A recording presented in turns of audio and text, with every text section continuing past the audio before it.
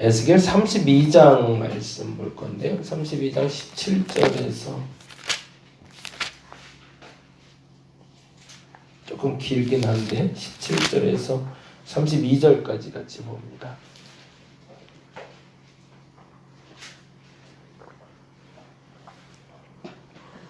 중간에 끊어서 읽을까 했는데 끊어서 읽으면 잘 안 읽힐 것 같아서 17절부터 32절까지인데요. 같이 한 목소리로 천천히 읽도록 하겠습니다. 12째 해 어느 달 15째 날에 여호와의 말씀이 내게 임하여 이르시되 인자야 애굽의 무리를 위하여 슬피 울고 그와 유명한 나라의 여자들을 구덩이에 내려가는 자와 함께 지하에 던지며 이르라. 너의 아름다움이 어떤 사람들보다도 뛰어나도다. 너는 내려가서 할례를 받지 아니한 자와 함께 울지어다. 그들이 죽임을 당한 자 가운데 엎드려질 것이며 그는 칼에 넘겨진 바 되었은즉 그와 그 모든 무리를 끌지어다. 용사 가운데 강한 자가 그를 돕는 자와 함께 수월 가운데에서 그에게 말하며 할례를 받지 아니한 자 곧 칼에 죽임을 당한 자들이 내려와서 가만히 누웠다 하리로다. 거기에 아수르와 그 온 무리가 있으며 다 죽임을 당하여 칼에 엎드러진 자라. 그 무덤이 그 사방에 있도다. 그 무덤이 구덩이 깊은 곳에 만들어졌고 그 무리가 그 무덤 사방에 있으며 그들은 다 죽임을 당하여 칼에 엎드러진 자 곧 생존하는 사람들의 세상에서 사람을 두렵게 하던 자로라. 거기에 엘람이 있고 그 모든 무리가 그 무덤 사방에 있으며 그들은 다 할례를 받지 못하고 죽임을 당하여 칼에 엎드려져 지하에 내려간 자로다. 그들이 생존하는 사람들의 세상에서 두렵게 하였으나 이제는 구덩이에 내려가는 나와 함께 수치를 당하였도다. 그와 그 모든 무리를 위하여 죽임을 당한 자 가운데 침상을 놓았고 그 여러 무덤은 사방에 있으며 그들은 다 할례를 받지 못하고 칼에 죽임을 당한 자로라.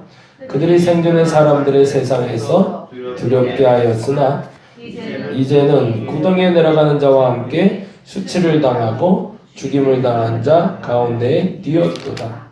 거기에 메섹과 두발과 그 모든 무리가 있고 그 여러 무덤은 사방에 있으며 그들은 다 할례를 받지 못하고 칼에 죽임을 당한 자로라. 그들이 생존하는 사람들의 세상에서 두렵게 하였으나 그들이 할례를 받지 못한 자 가운데 이미 엎드러진 용사와 함께 누운 것이 마땅하지 아니하냐.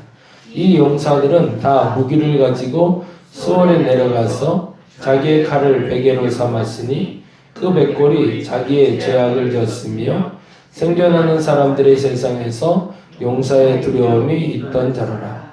오직 너는 할례를 받지 못한 자와 함께 패망할 것이며 칼에 죽임을 당한 자와 함께 누우리로다.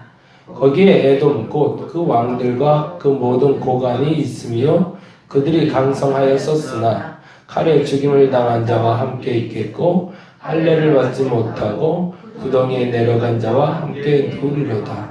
거기에 죽임을 당한 자와 함께 내려간 북쪽 모든 방백과 모든 시돈 사람이 있으며 그들이 본래는 강성하였으므로 두렵게 하였으나 이제는 부끄러움을 품고 할례를 받지 못하고 칼에 죽임을 당한 자와 함께 누웠고 구덩이에 내려가는 자와 함께 수치를 당하였도다. 바로가 그들을 보고 그 모든 무리로 말미암아 위로를 받을 것이며 칼에 죽임을 당한 바로와 그 온 군대가 그러하리로다. 주 여호와의 말씀이니라. 내가 바로로 하여금 생존하는 사람들의 세상에서 사람을 두렵게 하게 하였으나 이제는 그가 그 모든 무리와 더불어 할례를 받지 못한 자 곧 칼에 죽임을 당한 자와 함께 누이리로다. 주 여호와의 말씀이니라. 아멘. 반복되는 단어가 있어서 계속 읽었고요. 17절부터 32절까지는 애굽의 심판에 대해서 이야기하기 위해서 반복적으로 얘기하고 있습니다. 어제 말씀드린 대로 두로라는 나라의 심판에 대해서 26장부터 시작해서 27장, 28장까지 얘기를 했고요. 그리고 이 두로라는 나라와 빗대서 29장, 30장, 31장, 32장까지 이르러 애굽이라는 나라를 이야기하고 있어요. 그 나라를 비교해서 했던 이유가 있습니다. 그것은 이스라엘의 멸망과 함께 동시대에 일어났던 현장의 사건에 대해서 사람들이 궁금해했던 거예요. 또 잘 설명을 해야 되는데 이게 잘 설명이 돼야 되는데 보세요. 그 어마어마한 나라가 일어났어요. 바벨론이라는 거대한 제국이 나타나서 한순간에 온 세상을 점령해버리기 시작하는 거예요. 정말로 쓰나미가 몰려오듯이 강하고 약하고 그리고 오래됐고 신생국가하고 상관없이 한순간에 쓰나미가 쓸고 가듯이 확 없어지기 시작하는데 그래도 하나님을 믿는 사람이라 여겨졌던 이스라엘이 보존되는 줄 알았는데 587년에 갑자기 멸망해버리고 만 거예요. 근데 그 멸망하는 사건에 대해서 예레미야는 본국에서 봤고 에스겔은 바벨론에 잡혀가서 보게 된 겁니다. 분명 그들도 예언하면서 보기도 했지만 그리고 미리 알고 있었지만 그게 진짜 현실이 되고 나니까 감당할 수가 없는 거예요. 예언할 때는 그래도 예언이었는데 현실이 아니었으니까. 그러고 나선 당황스러워지는데 그 당황스러운 가운데 사람들이 우후죽순적으로 질문을 하기 시작하는 겁니다. 이상하죠? 사람들은 남의 일에 관심이 참 많아요. 이미 나는 망해버렸고 우리나라는 망했고 더 이상 이제 가망이 없고 근데 문제는 뭐냐는 거냐 그 사이에 망하지 않는 나라들은 도대체 어떻게 될까? 그 중에 첫째가 두로라는 나라였던 겁니다. 저 나라는 우리보다도 작고 그리고 어찌 보면 우리보다도 더 죄가 많은데 왜 쟤네들은 그냥 놔두지? 라는 생각이 들어가기 시작하는 거예요. 그게 이스라엘이 멸망하는 그때의 대다수의 사람들의 질문이었던 겁니다. 근데 이 질문의 해답을 찾아가는 사람이 하나 있었는데 그게 바로 에스겔이었던 거예요. 그래서 에스겔이 질문을 던지는 겁니다. 하나님한테. 도대체 그래도 그나마 두로보다는 덜 죄를 지었고 그리고 덜 내 것을 탐했고 그래서 우리는 하나님 앞에 섰다라고 말했는데 우리는 멸망했는데 왜 쟤네들은 그냥 놔둬요? 라는 거죠. 결론은 두로도 멸망할 거다. 아주 처참하게 멸망할 거다. 근데 그 말을 듣고도 1년이 지나고 2년이 지나고 3년이 지나도 멸망은 그냥 탄탄하게 그 나라를 지켜가고 있는 모습을 보는 거예요. 그 장면이 아까 말씀드린 두로의 심판부터 시작해서 32장까지 오면서 에스겔에게 나와 있던 질문이었습니다. 분명 내가 보기에는 멸망할 줄 알았는데 멸망을 안 하는 나라. 도대체 이 나라는 뭘까라는 거죠. 근데 이에게 힌트 조건이 하나 있었는데 그가 그 말씀을 받았을 때 기록을 해놨다는 거죠. 포로로 잡혀간 10년째에 그 일이 있을 거라고. 그리고 17년 후에 그 일이 결국에는 현실이 되는 걸 보는 게 어제 읽었던 본문이었습니다. 근데 더 재미난 건 두로의 멸망은 그렇다 치는데 그러면 하나님 그게 571년이거든요. 두로가 멸망한 게 587년에 이스라엘이 멸망하고 571년에 두로가 멸망하니 17년 동안은 두로는 건재한 것처럼 착각하고 보였던 거죠. 근데 또 하나 애굽이라는 나라를 우리가 의지해서 멸망했다고 하는데 그렇다면 내가 의지했던 그 애굽도 잘못된 나라인데 이 나라는 어떻게 될까? 이 질문이 아직 해결이 되지 않았던 겁니다. 그리고 그 나라조차도 바벨론에 의해서 멸망당할 줄 알았는데 아직도 건재하니 이 나라는 어떻게 됩니까? 그 질문이 동일하게 그 이듬해 두로에 대한 예언이 떨어진 그 이듬해부터 예언이 시작됐던 겁니다. 그래서 포로로 잡혀간 10년째는 두로, 11년째는 애굽에 대한 심판의 예고가 에스겔의 글에 기록이 된 거죠. 근데 문제는 그 이후에도 애굽은 건재하더라는 거죠. 근데 568년에 결국에 애굽도 멸망하게 됩니다. 얼마나 걸린 거죠? 그러면 21년이 걸렸네요. 하나님의 뜻을 우리는 봤습니다. 그리고 아멘 합니다. 근데 그 일이 당장 내게 주어진 순간 그 시간 동안 이루어지지 않는다고 해서 하나님 뜻이 이루어지지 않는 것이 아니라는 거죠. 그 뜻은 반드시 이루어질 겁니다. 근데 그걸 우리가 망각하기 때문에 몰랐던 거고, 알게 되면 그 뜻대로 우리는 살게 된다는 것. 그 얘기를 하고 싶어서 사실은 26장부터 장황하게 계속 설명하고 있는 거예요. 하나님의 뜻은 반드시 이루어진다.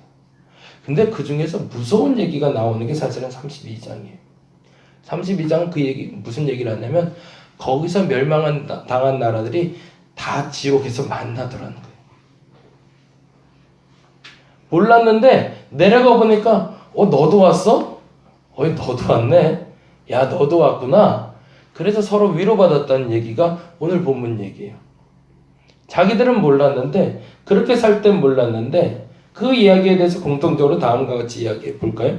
19절 보겠습니다. 32장 19절. 32장 19절 같이 읽겠습니다. 이르라 너의 아름다움이 어떤 사람들보다 뛰어나도다. 애굽에 대한 이야기입니다. 그러나 너는 내려가서 할례를 받지 아니한 자와 함께 누울지어다 라고 선포를 해버립니다. 그리고 이 할례 받지 아니한 자가 누구인지 이제 설명을 하는데요. 21절 볼까요? 21절 같이 읽어봅니다. 용사 가운데 강한 자가 그를 돕는 자와 함께 스올 가운데서 그에게 말하며 할례를 받지 아니한 자 곧 누구래요? 칼에 죽임을 당한 자가 동급이네요. 그렇죠? 할례를 받지 아니한 자는 곧 칼에 죽임을 당한 자래요. 그건 할례를 받지 않는다는 건 상징적인 표현으로 하나님을 믿지 않는 자를 얘기하고, 하나님을 믿지 않는 자가 어떻게 됐다는 거죠? 칼에 죽임을 당한 자가 됐다는 건 심판받았다는 거죠. 하나님을 믿지 않는 자, 곧 심판받은 자들이 다음과 같은 나라가 있다. 22절 봅니다. 22절. 거기에 아수르와 그 온 무리가 있으며, 첫 번째 와 있던 친구들이 있네요. 지옥에. 먼저 와 있는 애들이 있었네요. 아수르라는 나라가 있었답니다. 다 죽임을 당하여 칼에 엎드려진 자래요. 하나님의 심판대 위에 서 있던 사람들이랍니다.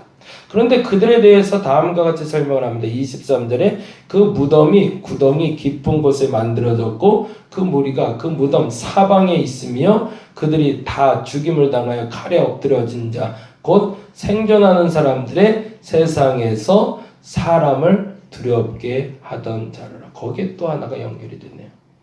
할례를 받지 아니한 자라는 표현이 칼에 죽임을 당한 자라는 표현이었고, 칼에 죽임을 당한 자라는 표현은 세상에서 사람들을 두렵게 하던 사람들이래요. 이 세 가지 공통점을 가진 자들이 지금 한 곳에서 만나고 있다는 얘기입니다. 다시 정리할게요. 애굽에 대해서 이야기하면 네가 가장 존귀한 자인 줄 알았는데 어느 순간 끝에서 만날 사람들이 있더라는 겁니다. 왜냐하면 너와 동급인 사람들이 있어. 첫째는 할례 받지 아니한 자, 그리고 하나님의 심판을 받은 칼에 죽임을 당한 자, 또 하나 사람을 두렵게 한 자들. 그 세 가지 공통점을 가진 자들이 만나는 자리가 이 지옥이라는 자리라고 얘기를 하는 거죠. 그러고 나서 다음과 같이 이야기합니다. 22절에는 아수르라는 나라가 와 있는 걸 봤습니다. 아수르가 처음에 내려갔네요. 그리고 24절에 무슨 나라가 있는지 볼까요? 24절 거기에 엘람이라는 나라가 내려와 있네요. 그리고 이렇게 설명합니다. 그 모든 무리가 무덤 사방에 있으며 그들은 똑같이 표현이 나네요. 할례를 받지 못하고 죽임을 당하여 칼에 엎드려 지하로 내려왔대요. 근데 그들은 어떤 사람들이라고요? 그들이 생존하는 사람들의 세상에서 뭐였대요? 두렵게 하던 사람이래요. 또 하나 25절 보겠습니다. 25절 같이 읽어봅니다. 그와 그 모든 무리를 위하여 죽임을 당한 자 가운데 침상을 놓았고 그 여러 무덤을 사방에 있으며 그들은 다 할례를 받지 못하고 칼에 죽임을 당했고, 그리고 뭐였다고요? 그들이 생존하는 사람들의 세상에서 두렵게 했대요. 또 하나 보겠습니다. 26절, 27절. 어느 나라인지 보겠습니다. 26절 읽겠습니다. 시작. 거기에 메색과 두발이 또 내려왔네요. 메색과 두발과 그 모든 무리가 있는데 여러 무덤은 사방에 있으며 그들은 뭐한 사람? 할례를 받지 못하고 또 칼에 죽임을 당한 자고 그 뭐한 사람들? 생존하는 사람들이 세상에서 두렵게 했던 사람. 똑같은 사람들이네요. 그리고 27절에 이렇게 얘기합니다. 그들이 할례를 받지 못한 자 가운데 이미 엎드려진 용사와 함께 누운 것이 마땅하지 않냐. 모든 사람이 봐도 맞다라고 말할 수 있는 사람들이라는 거죠. 이 용사들은 다 무기를 가지고 스월에 내려가서 자기 칼을 베개로 삼았으니 심판받았다는 거죠. 그 백골이 자기 죄악이 졌으며 생존한 사람들이 세상에서 용사의 두려움이 있던 자로다. 28절 한 번 더 봅니다. 오직 너는 할례를 받지 못한 자와 함께 패망할 것이며 칼에 죽임을 당한 자와 함께 누우리로다. 애굽도 똑같다. 왜 자꾸 이 얘기를 할까요? 이스라엘 생각에 애굽은 다를 거라고 생각했거든요. 왜요? 내 의지처였기 때문에. 하나님의 도구가 아닌 인간의 도구였지만 그러나 하나님을 대신할 만큼 위대하다고 여겼거든요. 근데 마지막 심판 때 위에 서보니까 두로나 엘람이나 메데나 다 똑같더라는 겁니다. 누구랑? 애굽이랑. 지금 세상에서 많은 것을 누리고 있는 것 같고 세상에서 모든 걸 가진 것 같고 세상의 권좌에 앉아서 손가락 하나만 까딱하면 세상을 움직이는 사람처럼 보이지만 착각하지 말라는 거죠. 그 모든 권위가 하나님 앞에 섰을 땐 뭐가 된다고요? 무용지물이라는 거죠. 그걸 왜 알지 못하느냐? 이스라엘 백성들에게 하는 얘기입니다. 그러면 너희들은 왜 소중한 사람이라고 내가 말하는지를 기억하라는 거예요. 왜? 너희는 할례 받은 백성이니까. 그 심판대 앞에서 칼로 죽임을 당하지 않을 백성이니까. 사람들을 두렵게 하는 사람이 아니라 하나님을 두려워하는 사람이었으니까 너희는 그들과 다를 것을 알라라고 얘기하는 겁니다. 그러고 나서 마지막에는 약간 조소 섞인 말로 이런 표현을 하고 있습니다. 31절인데 같이 읽어볼까요? 31절. 바로가 그들을 보고 그 모든 무리는 누굴 얘기할까요? 아스루, 메색, 두발, 엘람 같은 그 모든 무리를 그 땅에서 만났다는 거죠. 그러면서 뭐라고 돼 있죠? 그 모든 무리로 말미암아 위로를 받을 거래요. 너희들 다 왔구나. 아이 고맙다. 나만 죽은 거 아니네. 나만 망한 거 아니었네. 그렇지 너도 올 줄 알았어. 다들 공감한다는 얘기죠. 여러분 어디에 계실 것 같으세요? 거기 가서 만나지 않기를 바랍니다. 하나님 두려워할 줄 알아야 됩니다. 사람 두려워하지 말고 상황 두려워하지 말고 그게 사는 길입니다. 그게 옳은 길입니다. 이스라엘 백성들은 이 해답이 떨어지던 게 12년이었고요. 애굽의 멸망과 두로의 멸망을 본 건 이로부터 15년 후가 됩니다. 그러니 에스겔이 이 예언을 하고 얼마나 답답했을까요? 다 이렇게들 똑같은 인생들인데 그 인생 바라보며 그 인생처럼 살고 싶다고 기대하고 사는 이스라엘 백성들을 보며 탄식하는 거죠. 제발 그렇게 살지 마라. 하나님 의지하고 사는 게 옳은 것이고 그게 사는 길인데 제발 그렇게 좀 살아. 다 오라고. 저와 여러분이 분명한 기준을 갖고 살아갈 수 있기를 바랍니다. 오늘 안 채워진다고 오늘 안 된다고 좌절하지 마시기 바랍니다. 오늘 안 될 수 있습니다. 그러나 하나님을 붙잡은 자는 하나님이 반드시 이렇게 세워주십니다. 근데 우리가 그 자신이 아직은 없는 거죠. 왜요? 아직 내 눈에 보이지 않으니까. 그런데 분명한 것은 그것은 그 어느 날이든 분명히 현실이 될 거라는 사실입니다. 교회를 보면서 그런 생각한다. 시간이 많이 갔네. 이 얘기는 내일 다시 한 번 더 하는데 지옥에서 만날 사람들이 아니라 저 천국에서 너도 왔네? 라고 말할 수 있는 할례 받은 사람으로 살아갈 수 있는 오늘 한날이 되시기를 간절히 바랍니다. 기도하겠습니다. 저 음부에 내려가서 너도 왔구나 라고 위로받는 어리석음 없게 하여 주옵소서. 현장에 대한 현실감이 있어야 됩니다. 애굽을 바라보던 이스라엘로는 기대치가 달랐습니다. 그래도 애굽처럼 살면 살아남지 않았겠어? 두로처럼 살면 살아남지 않았겠어? 그 질문을 가지고 있는 이스라엘 백성들에게 에스겔은 말합니다. 그들도 똑같다. 할례받지 않았을 때, 곧 믿음이 없을 때 똑같다. 심판대 위에 믿음이 없는 자는 다 똑같다. 세상의 권좌에 앉았던 자도, 부유함을 누렸던 자도, 가난한 자도 다 똑같다. 나는 어디에 있는가? 세상의 권좌를 지금 추구하고 있는지, 하나님의 믿음을 쫓아 살아가고 있는지, 무엇을 쫓아 살아가는 것이 옳은 것인지 온전히 분별하여 그 삶을 살아가는 우리가 되게 하여 주옵소서. 할례받지 않는 자 되지 않게 하여 주옵소서. 칼에 죽임을 당하는 자 되지 않게 하여 주옵소서. 사람을 두려워하는 자 되지 않게 하여 주시옵소서. 하나님을 두려워하게 하여 주옵시고 세상의 권자보다 하나님을 믿고 섬기며 나아가는 우리가 되게 하여 주시옵소서. 그 믿음이 흔들리는 자가 있다면 붙들어 주시고 그 믿음을 세우기 원하는 자가 있다면 확고하게 하여 주시옵소서. 감사합니다. 고마우신 예수님 이름으로 기도드렸습니다. 다 같이 기도하고 돌아가도록 하겠습니다.